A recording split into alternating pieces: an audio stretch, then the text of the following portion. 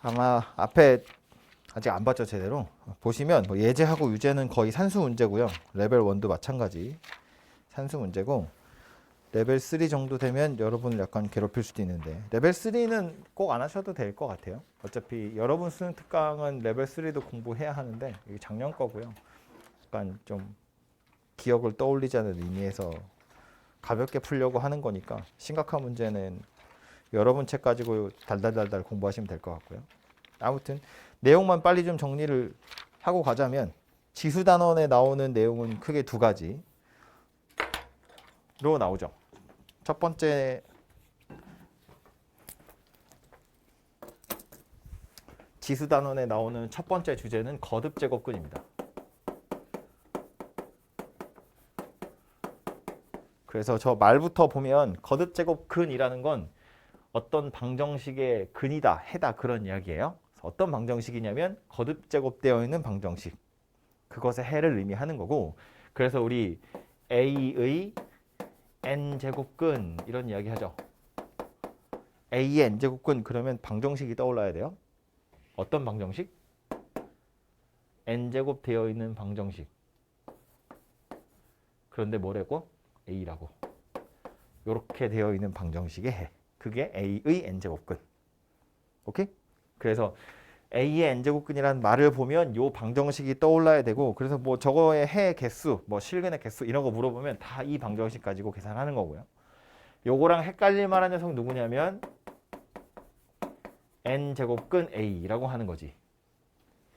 요 녀석은 기호로 딱 나타내면 요 녀석 이야기하는 거였어요. 그죠?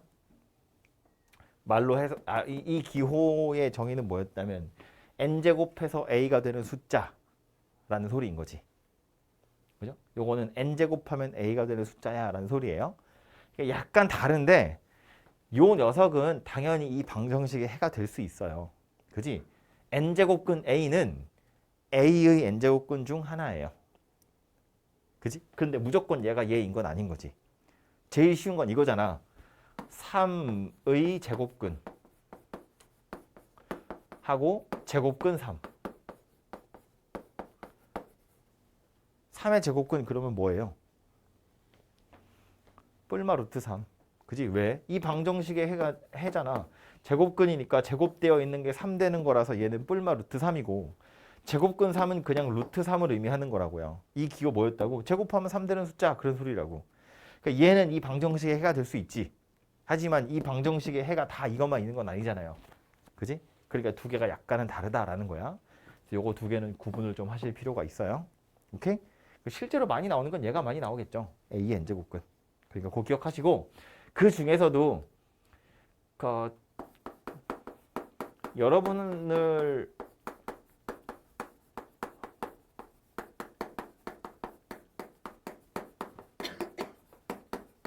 여러분한테 실제로 물어보는 건 이거죠. 저 거듭제곱근 중에서 실수인 것의 개수. A의 n제곱근 몇 개 있어요? A의 n제곱근 그럼 몇 개 있다? n개 있다. 그냥 근의 개수 물어보는 거니까 n차 방정식이잖아요. 그러니까 그냥 A의 n제곱근은 n개인데 그 중에 실수인 게 몇 개 있냐 였다고. 뭐부터 봐야 돼? 아니, 머릿속을 뒤적거려. 책을 뒤적거리지 말고. 다 배운 거잖아. 심지어 내신도 다 봤어. 모의고사 엄청 풀었을 건데. A의 n제곱근 중 실수인 것의 개수 뭐부터 생각해야 돼? 뭐가 n이 홀수인지 짝수인지를 먼저 생각해야지. 그래서 n이 홀수면 무조건 한 개. n이 짝수면 a의 부호에 따라서 a가 양수면 두 개, a가 영이면 한 개, a가 음수면 빵 개. 그지? 이거 뭘로 기억하라고 그랬어요? 뭐 가지고 기억해야 돼? 그래프 가지고 기억하는 거야, 그래프. 교점의 개수 찾는 거였다고. 다시 거듭제곱근 a의 n제곱근 중에서 실수인 것의 개수, 그러면 a의 n제곱근이니까 이렇게 생긴 방정식 생각할 거고, 이 중에서 실근이 몇 개냐를 물어보는 건데, 실근이라는 건 그래프를 그려보면 좌변 우변 그래프 그렸을 때 교점의 개수 물어보는 거랑 똑같았다고. 그지? 근데 요 녀석은 x가 없잖아요. 그러니까 이렇게 생긴 상수함수지 a에 따라서 이렇게 위아래로 움직이는 평행한 녀석이고, 요 녀석은 n의 값에 따라서 그래프가 여러 가지 그려질 수 있다는 거야.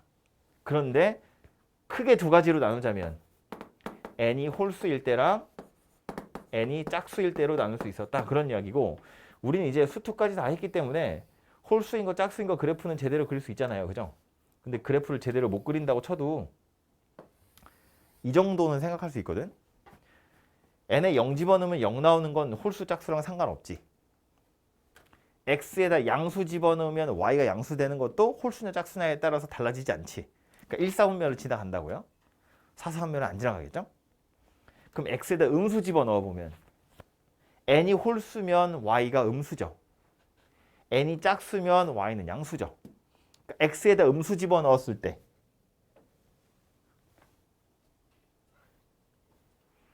나만큼 더 x에다 음수 집어넣었을 때 n이 홀수면 y도 음수니까 여기 지나간다고. 3, 4분면. 얘는 x가 음수일 때 y가 양수니까 2, 4분면 지나갈 거다. 그 얘기라고요. 그죠? 그러니까 지나가는 4분면만 가지고 그림을 대충 그리면 이렇게 생긴 거랑 이렇게 생기게 될 거라는 거야. 이상하네 그림이. 이렇게 생긴 녀석이 될 거라고요. 그죠? 그런 상태에서 이제 뭐 할 거라고? y는 a라고 선 그어 볼 거라고.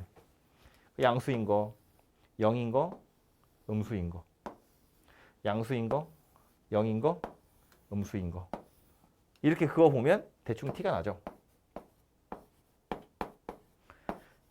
그래서 n이 홀수면 a랑 상관없이 무조건 교점이 한 개. n이 짝수면 a의 부호에 따라서 교점의 개수가 달라지더라. 그래서 이 그래프 가지고 기억을 하셔야 된다고요. 표 가지고 외우시면 금방 까먹고요. 표가 또 책마다 또 다르고 그래서 여러분 머릿속에 있는 표랑 책에 있는 표랑 다르면 또 약간 헷갈리잖아요. 그러니까 이제 요 그림 가지고 좀 기억하시고 책에도 보면 여러분 프린트에도 그림 그려져 있죠. 그래프 2개 그려져 있으니까 요거를 좀 기억하시고요. 참고로 요점 x좌표 뭐라고 써 있나요? 요점 x좌표 뭐일 것 같아요? 여기. 지금 이렇게 생긴 거 그린 거니까. 요점 x좌표 n제곱근 a 이렇게 생겼어요. 요점 x좌표는요?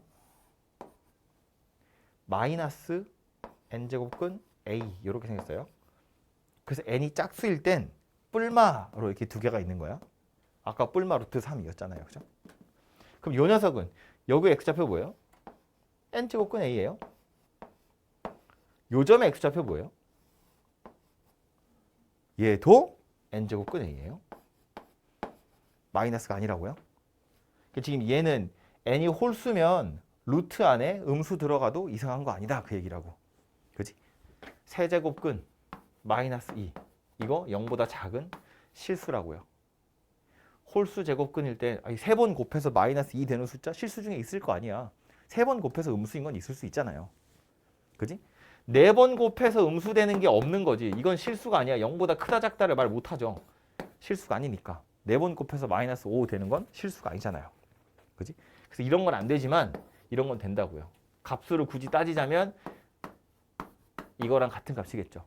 세제곱근 2에다가 마이너스 달려있는 거랑 같은 값일 거라고. 그죠?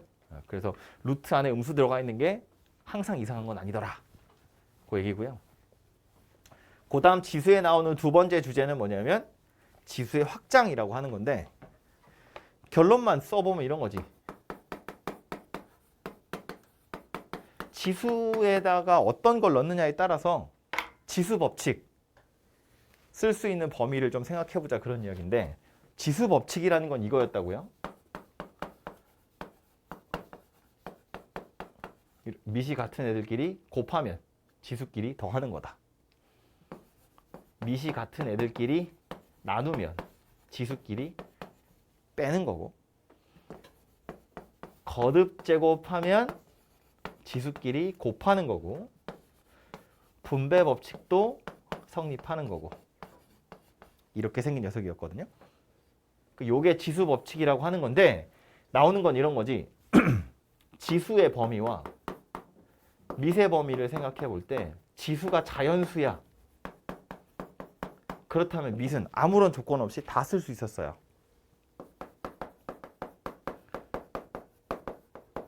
근데 지수에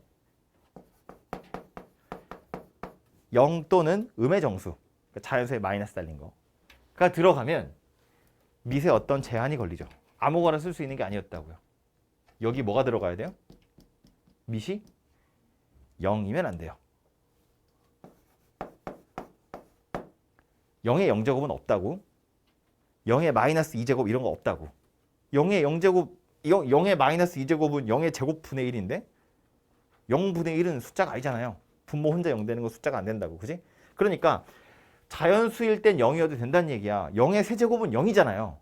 0을 졸라 곱하면 0이 되는 건 괜찮은데 0을 나누는 게 안 되는 거잖아. 그지? 그러니까 분모에 0 들어가는 거 안 된다고.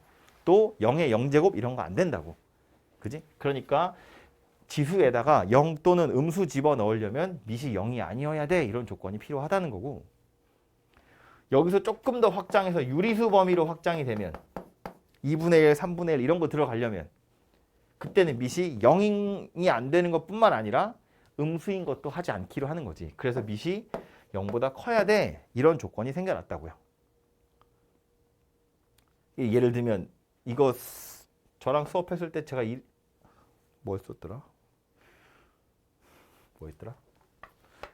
마이너스 2의 제곱에 세제곱에 뭐 해야 돼? 2분의 1제곱 이런 거예요. 이게 지금 막 거듭 제곱을 하고 있는 중이잖아요. 지수 법칙 가지고 계산을 한다고 치면 얘랑 얘를 먼저 곱하는 거지 쭈루룩. 요거 따라락 곱하면 얼마예요? 3이거든요. 그러니까 얘를 계산하면 마이너스 2의 세제곱이니까 마이너스 8인가 봐 하고 싶지만 이러면 안 된다는 이야기예요. 즉 여기서 이렇게 넘어가는 게 지수 법칙을 이용한 건데 얘는 지수 법칙을 쓰면 안 된다는 거야. 왜 안 돼? 마이너스 2를 제곱했잖아요. 이미 양수가 됐어요. 양수가 된 걸 세제곱하고 루트 씌운 건데 음수가 되면 말이 안 되잖아. 그지? 그러니까 실제로 얘의 값은 마이너스 8이 아니라 그냥 8이에요. 마이너스가 사라졌다고. 근데 이건 지수 법칙 가지고 설명할 수 없잖아. 그래서 설명할 수 없으니까 그냥 쓰지 말자고 한 거야. 뭐 되게 막 논리적인 이유 아니고요. 그냥 이런 오류들이 생기기 때문에 밑이 음수일 땐 지수 법칙 쓰지 말자라고 이야기한 거야. 그래서 요 경우엔 어쩔 수 없이 요 마이너스 2의 제곱을 먼저 계산하는 거예요. 그래서 요게 4의 세제곱의 2분의 1제곱이야. 얘는 지수 법칙 써도 되지. 밑이 양수니까. 그래서 이제 8이다 이렇게 결론이 날 거란 소리예요. 이해되죠? 그리고 이제 지수가 유리수인 경우가 누구였냐면 앞에서 이야기했던 거듭제곱근이었다고. 그지? 이런 거. 얘 지수로 나타내면 3의 2분의 1제곱 이렇게 생긴 녀석인 거잖아요. 그죠? 그래서 이렇게 거듭제곱근으로 나타나 있는 녀석을 유리수 지수로 나타낼 때는 밑이 0보다 큰 것만 쓰기로 하자라고 이야기한 거고 유리수뿐만 아니라 무리수까지 즉 합쳐서 이제 실수 되겠죠? 지수의 실수 범위 전체 집어넣으려면 전부 다 밑이 0보다 크기만 하면 돼요. 그러면 지수 법칙을 마음껏 쓸 수 있었다. 그런 이야기였다고. 그죠? 그래서 뭐 거듭제곱근의 성질 이런 데 보시면 원래 저 거듭제곱근 막 이런 거 나오거든요. n제곱근 a랑 n제곱근 b를 곱하면 뭐 n제곱근 ab가 되고 또 뭐야 n제곱근 a에다가 뭐 m제곱을 하면 뭐 a의 m제곱에 막 이런 거 되게 많이 있거든요. 여러 가지. 얘기 안 하고 넘어갔는데 당연한 거야. 이거 왜냐면 거듭제곱근의 성질에 보시면 요 a, b, 밑이 다 0보다 크다고 이미 제한을 해놨어요. 그러니까 이거 다 유리수 지수로 바꾸면 그냥 지수 법칙 설명하고 있는 거랑 똑같거든요. 그렇기 때문에 이건 너무 당연한 거라서 그리고 이 정도 산수는 많이 해봤을 거기 때문에 그냥 다 유리수 지수로 바꿔서 계산한다 정도만 기억하고 그냥 계산하시면 해결될 거예요. 그래서 지수에 나오는 건 이 정도가 되고요.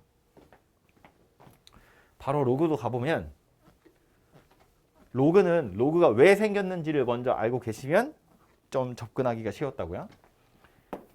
2의 0제곱은 1이었어요. 그죠? 지수의 0이 오면 무조건 1인 거니까. 2의 1제곱은 2였고 2의 제곱은 4였다고.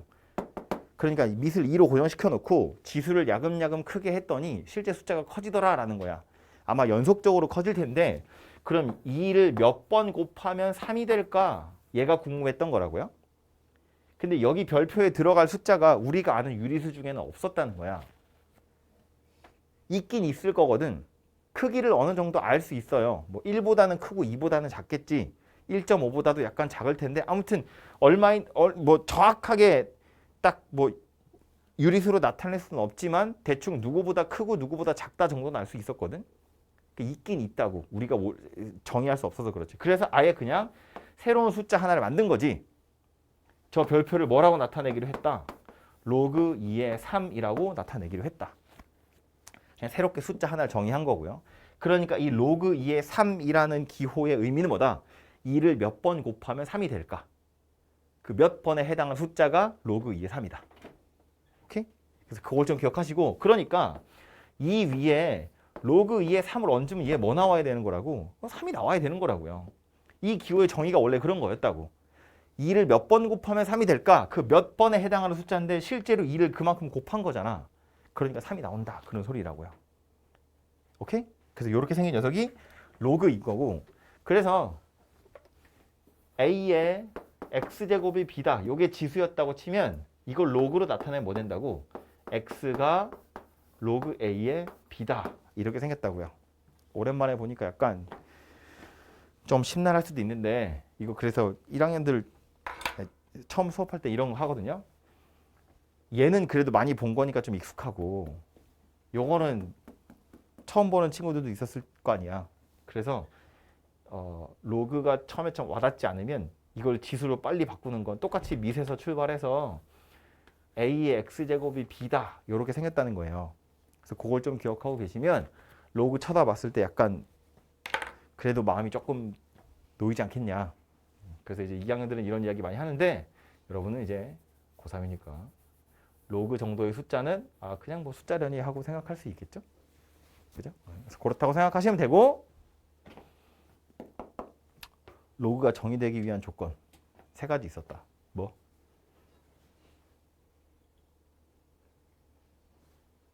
말해! 그래야 잠이 깨지. 이거 정의되기 위한 조건 3개 있었어. 뭐? 눈 떠! 다 어디서 오는 거야? 여기서 오는 거야, 여기서. 봐봐요. 애초에 로그가 왜 생겼냐면 지수에다 넣을 숫자 필요해서. 우리가 아는 숫자 중에 없으니까 새로운 무리수를 정의한 거야.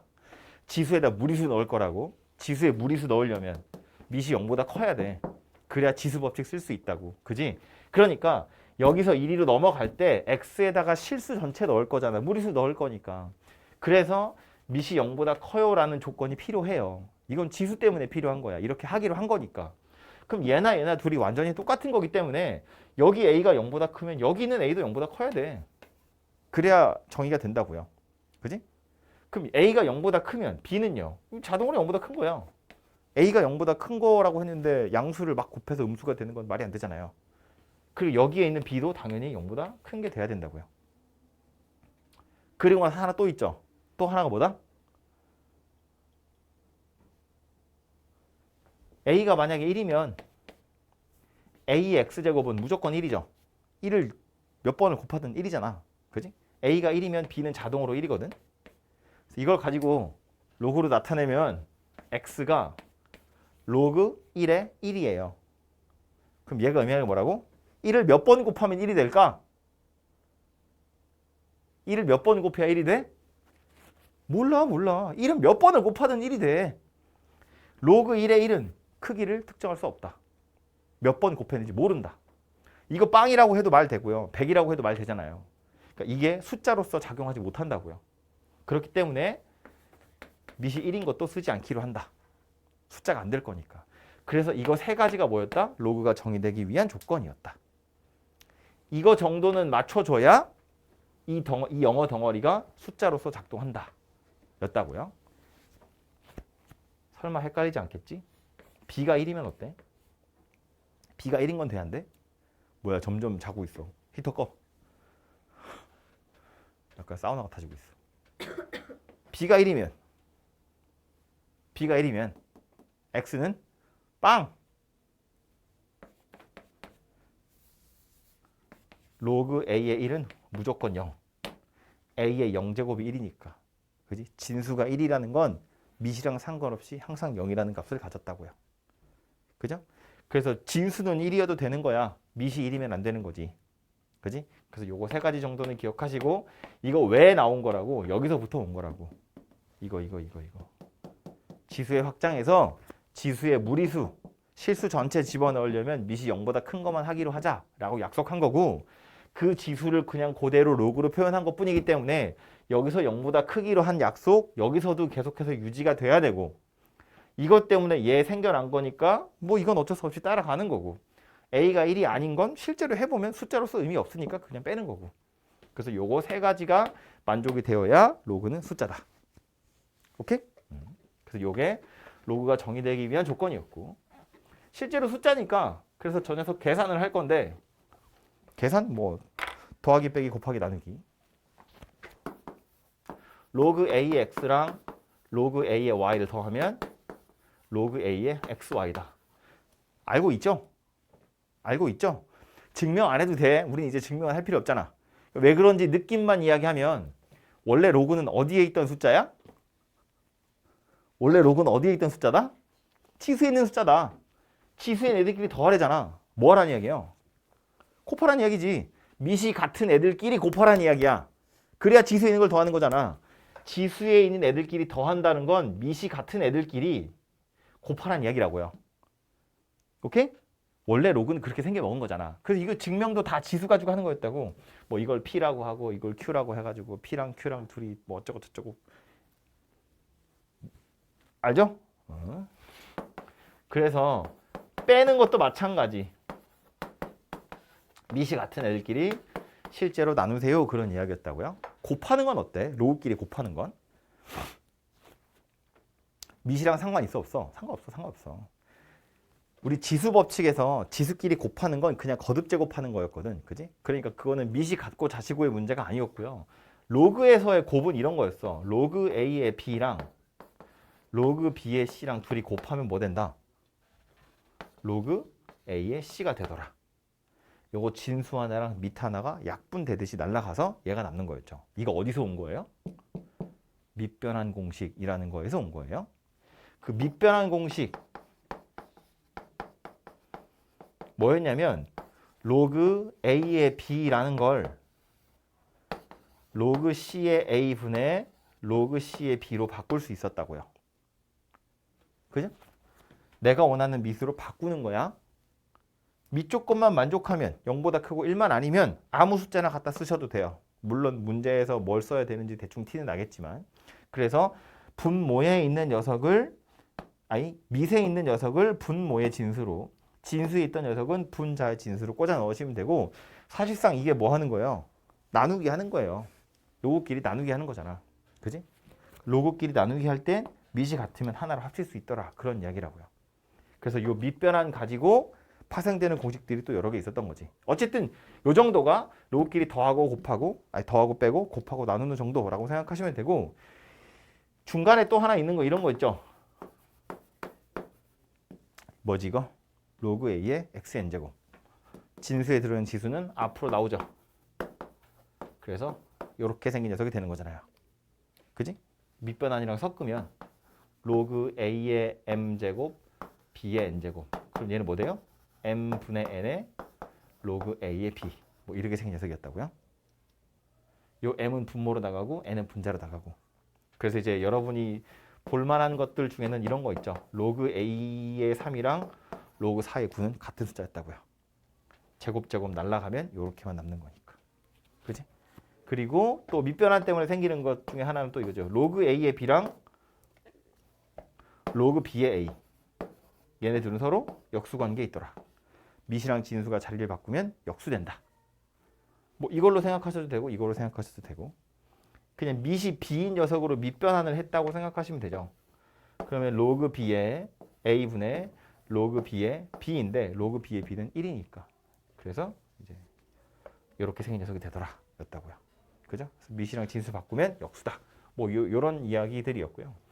그래서 로그는 처음에 했을 때 이 덧셈 뺄셈 하는 게 되게 골치 아파서 그래서 좀 어려운 거지. 이제 여러분은 로그 더하기 빼기 정도는 뭐 아주 자연스럽게 할 수 있을 거기 때문에 뭐 이게 많이 어렵거나 그러진 않을 거고요. 마지막으로 상용 로그도 있네요.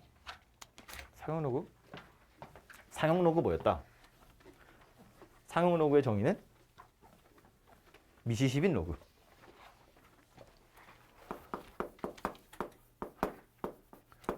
안 나온다고 장담할 수 없기 때문에 안 할 수가 없네.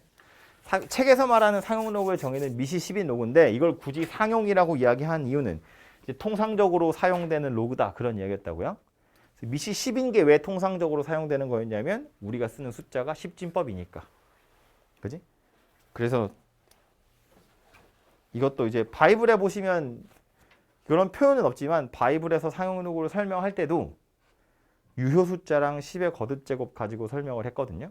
그러니까 유효 숫자라는 것도 이제 요즘엔 교과서에 없긴 하지만 알아두시면 좋은 거였다고요. 숫자 한번 뺏어볼까? 234. 234라는 숫자를 2.34와 10의 제곱으로 나타낸 거지. 그죠? 요 녀석을 우리 유효 숫자라고 해요. 이거 제가 학교 다닐 땐 중학교 때 배웠거든요. 근데 이제는 안 배워요, 이걸. 그래서 이 용어가 나와 있는 책은 없지만 어려운 말은 아니니까 그냥 알아두라고 제가 설명하는 거예요. 이 유효 숫자가 하는 역할은 뭐냐면 이 숫자의 구조가 어떻게 생겼는지를 설명하는 건데 234는 2 다음에 3 다음에 4가 나오잖아요. 그 2 다음에 3 다음에 4가 나와요를 이렇게 말로 2, 그 다음 3, 그 다음 4 이렇게 말을 못 하잖아. 그래서 그걸 숫자로 어떻게 나타내냐면 2.34라고 표현해요. 유효 숫자는 항상 0이 아닌 숫자가 맨 앞에 있어요. 1에서 9까지. 소수점을 찍고 그 뒤에 나머지 다 소수로 처리하는 거예요. 그러니까 234를 2.34라고 하고 나서 그 다음에 이 소수점의 위치를 얘 가지고 지정하는 거예요. 10의 거듭제곱으로.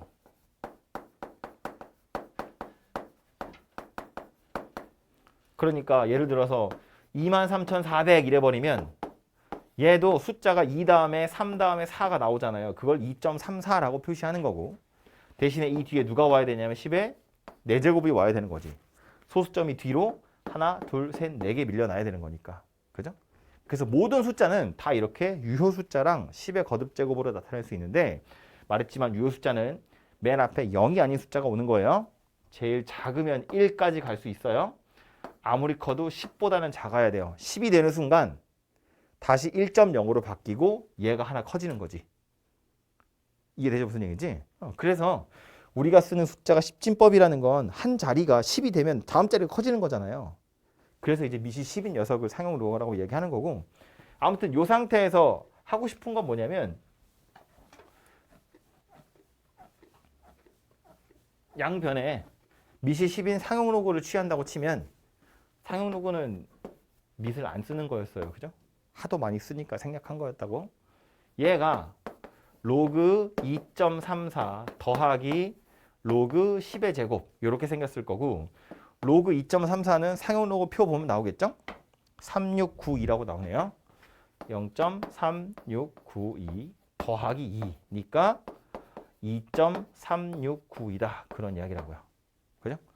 그래서 로그 234는 2.3692 이렇게 표현할 수 있다는 건데 숫자 진수 하나에 상용 로그 값도 하나씩이 대응이 되긴 하거든요. 근데 굳이 234를 이렇게 바꿨을 때 장점이 뭐냐면 실제로 이런 숫자 말고 훨씬 큰 숫자, 별이랑 별 사이의 거리 이런 거 0이 엄청 많겠죠? 그 0이 엄청 많은 녀석을 뭐 2, 3, 4, 0, 10개 붙어 있어. 이렇게 생긴 녀석도 로그로 나타내면 좀 간단하게 나타낼 수 있다는 거야. 이 상용 로그의 정수 부분, 소수 부분 각자 하는 역할이 있었는데 이 정수 부분이 하는 역할이 뭐였다고요? 자릿수가 얼마나 되는지를 가늠할 수 있었다고. 이 어디서부터 온 거냐면 여기서부터 온 거였거든. 어떤 숫자를 유효 숫자랑 10의 거듭제곱으로 나타냈을 때 이 10의 거듭제곱에 있는 지수가 결국 정수가 되는 거였고 유효 숫자에다가 상용 로그를 씌운 게 소수 부분이 되는 거였잖아요. 그러니까 이 숫자가 얼마나 큰 숫자인지 0이 몇 개 붙어 있는지 몇 자리 숫자인지를 딱 숫자 가지고 알아낼 수 있다는 거야. 그렇기 때문에 상용 로그 굉장히 편하고요. 10자리 숫자 2개를 곱할 거야. 곱셈하면 죽겠죠? 그런데 그 10자리 숫자를 상용 로그로 표현하면 덧셈으로 해결할 수 있잖아요. 그지? 막 제곱해야 돼. 20자리 숫자 제곱해. 그게 아니라 그거 그냥 상용 로그로 나타내면 2배 하면 된다고요. 루트 씌울 거야. 반으로 자르면 되잖아요. 그러니까 계산하기가 훨씬 좋다는 거야. 우리가 쓰는 수준의 숫자들은 상용 로그로 씌우는 게 오히려 번거롭지만 엄청 큰 숫자거나 아니면 엄청 작은 숫자 경우엔 상용로그로 나타내시면 쓰기가 훨씬 편하다는 거예요. 그래서 현장에서 많이 쓰기 때문에 그래서 이제 이 녀석을 상용로그다 이렇게 표현을 하는 거고요. 비슷한 예제로 예를 들어서 어떤 숫자에다가 로그를 씌웠더니 5.369이다 이렇게 나왔다는 거야. 그럼 이제 우린 이걸 보고 뭘 눈치챈다고? 앞에 5가 붙어 있는 걸로 봐선 유효 숫자에다가 10의 5제곱을 곱했다는 소리구나. 근데 소수 부분이 369인 걸로 봐선 얘랑 369이 똑같잖아요. 상용로그의 소수 부분이 똑같다는 건 뭐가 똑같다는 이야기다? 유효 숫자가 똑같다는 이야기다. 그러니까 이 x란 녀석은 유효 숫자가 2.34였을 거고 이 뒤에 10의 5제곱이 왔었을 거다라는 거라고. 그래서 이 뒤에 소수점 5칸 밀어야 돼요. 하나, 둘, 셋, 넷, 다섯 이렇게 생긴 녀석이 되는구나. 그죠? 그래서 여러분 외우고 있는 것처럼 상용로그의 정수 부분이 5니까 6자리 숫자인 거고 369인 걸로 봐서 표에 찾아보니까 2.34래. 그래서 이렇게 생겼다라는 걸 알 수 있다는 이야기죠. 오케이?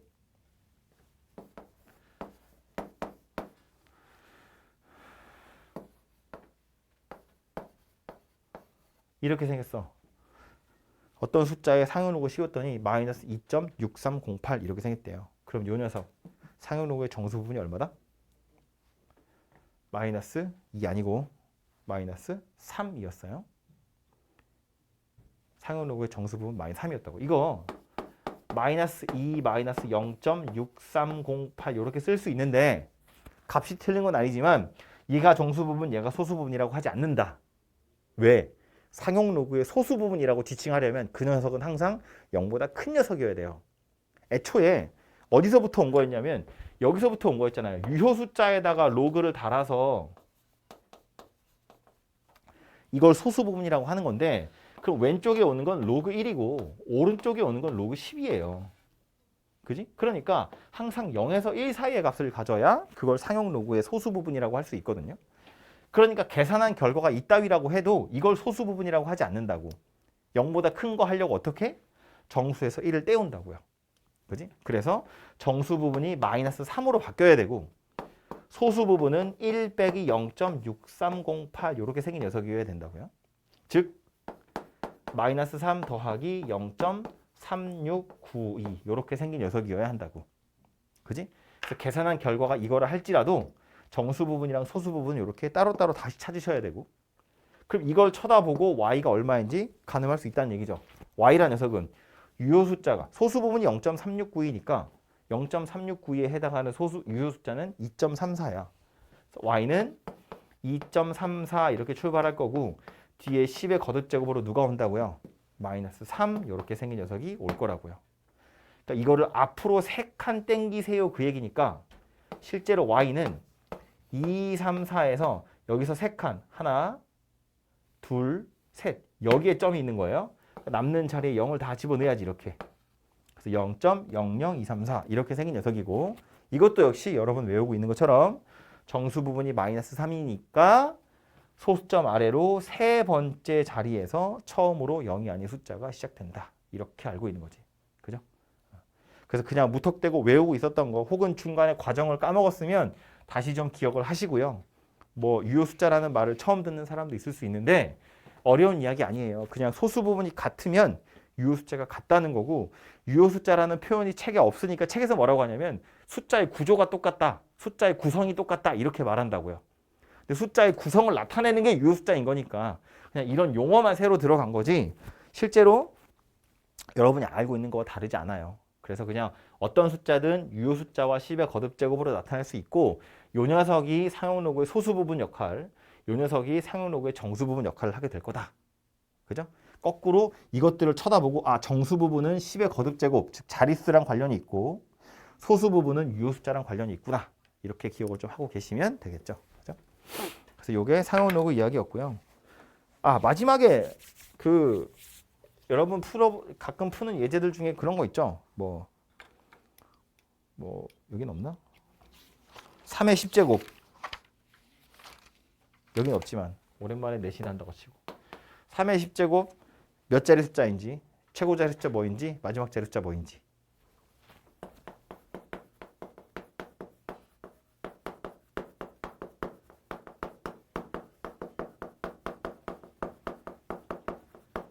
이거 어떻게 찾아? 자릿수 사용하는 거 쉬워서 정수 부분 보란 이야기죠. 이거 어떻게 찾아요? 사용하는 거 쉬워서 소수 부분 보란 이야기죠. 이거 어떻게 찾아요? 이건 중학교 때 하는 거죠. 아, 초등학교 때 하는 건지 중학교 때 하는 건지. 3을 계속 곱하면 마지막 자리는 순환되는 거잖아요. 3, 9, 7, 1, 3, 9, 7, 1 이렇게. 그지? 그래서 요거 두 개만 빨리 찾아보면 우리 보통 로그 2하고 로그 3 정도는 문제에서 줄 테니까 이렇게 두 개 있다고 치고요. 뭐 혹시 필요할까 싶은데 잘 안 나오긴 하지만 이렇게 있다고 보고 이거 가지고 나머지 숫자들은 우리가 다 유추하는 거죠. 아무튼 3의 10제곱을 물어봤으니까 우리가 해야 될 건 3의 10제곱의 상용 로그를 씌우는 거고, 그럼 요거는 10 로그 3이랑 같은 거고, 로그 3이 0.4771이니까 이건 4.771 이렇게 생긴 녀석이네요. 그죠? 그러니까 이 숫자의 상용 로그의 정수 부분이 4고 소수 부분이 0.771이다. 그런 이야기라고요. 그지? 정수 부분이 4라는 건 유효 숫자에다가 10의 4제곱을 곱했다는 이야기예요. 몇 자리 숫자다? 5자리 숫자다. 원래 유효 숫자는 소수점 앞에 하나가 있었거든요. 10의 0제곱이어도 한 자리 숫자야. 이게 10의 4제곱이잖아. 소수점을 이미 여기 앞에 하나가 있었는데 이걸 지금 뒤로 4개 밀었으니까 5자리 숫자가 되는 거라고요. 그죠? 그래서 정수 부분이 4인 걸로 봐선 5자리 수가 되는구나 라는 걸 알 수 있고, 소수 부분이 771이야. 물론 표 찾아서 771에 해당하는 실제 유효 숫자가 얼마인지 볼 수도 있는데 그게 아니라 최고자리 수, 맨 앞에 온 숫자가 누구인지만 궁금한 거니까 차근차근 찾아보면 되죠. 로그 4는 얼마예요? 로그 4 어떻게 찾았죠? 여기 두 배에서 찾았잖아요. 그죠? 0.6020. 로그 5는 얼마죠? 이거 어떻게 찾았어요? 2분의 10이었잖아. 그지? 1에서 이거 빼는 거였다고요? 이렇게. 로그 6은요? 2 곱하기 3이니까 얘네들이 더하는 거였다고요. 0.7781. 로그 7은 나와 있고요. 로그 8은 요거 3배. 로그 9는 요거 2배. 로그 10은 1. 그죠? 그러고 나서 보니까 771이야. 771은 어디 있어요? 6990과 7781 사이에 들어있는 거잖아요. 그죠? 그러니까 요 소수 부분이 나타내는 건 요 숫자가 5하고 6 사이에 있는 어떤 녀석이겠구나 라는 걸 알 수 있다고. 즉 로그 5.땡땡땡에 해당하는 숫자가 0.771이겠거니 라는 거예요. 요거 둘 사이에 있으니까 유효 숫자도 5랑 6 사이에 있을 거다 그 얘기라고. 그지? 그러니까 최고자리 숫자도 5겠구나 이렇게 찾을 수 있다는 이야기예요. 그렇죠? 그래서 이런 연습들을 여러분이 내신 할 때 많이 했었을 거라고요. 책에 보시면 예제 5개랑 유제가 10개 있거든요. 말했지만 요거 다 산수 문제들이에요. 그래서 어렵지 않은 것들이니까 오늘 30분 정도 남았죠. 남은 시간 동안에 예제, 유제 하고요. 레벨 1도 산수 문제니까 레벨 1 정도까지는 할 수 있을 것 같고 그 정도는 풀고 가시고, 뒤에 돌려보면 아예 수학 2 있죠. 수2도 1단원이 함수의 극한인데